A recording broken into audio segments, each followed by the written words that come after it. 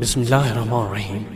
حضرت عبداللہ بن عمر رضی اللہ تعالیٰ عنہ بیان کرتے ہیں، رسول اللہ صلی اللہ علیہ وآلہ وسلم نے فرمایا، اللہ کے ساتھ شریک بنانا، والدین کی نافرمانی کرنا، قتل نفس اور جھوٹی قسم اٹھانا کبیرہ گناہ ہیں۔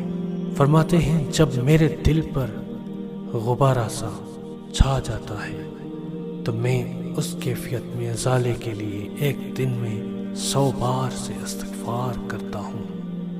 حضرت ابو ہریرہ رضی اللہ تعالیٰ عنہ کہتے ہیں، 3 دعائیں ہیں جن کی قبولیت میں کوئی شک نہیں: مظلوم کی دعا، مسافر کی دعا، والد اور والدہ کی دعا اپنی اولاد کے حق میں۔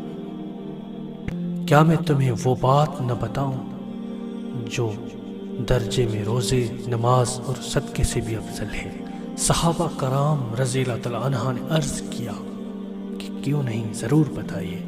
آپ صلی اللہ علیہ وآلہ وسلم نے فرمایا، لڑنے والوں کے درمیان صلح کروانا۔ جس شخص نے خلوص سے دل سے اذان کا جواب دیا وہ ضرور جنت میں داخل ہوگا۔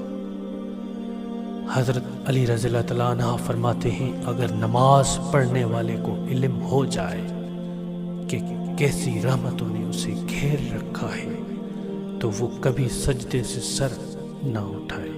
رسول اللہ صلی اللہ علیہ وآلہ وسلم نے فرمایا، جب تم دیکھو کہ تیرے سامنے ایسی صورتحال آ جائے کہ تو اس کا مقابلہ نہیں کر سکتا تو پھر خاص اپنی جان کی فکر اور عوام کی فکر چھوڑ دے، کیونکہ تمہارے آگے صبر کا آزمانا آ رہا ہے۔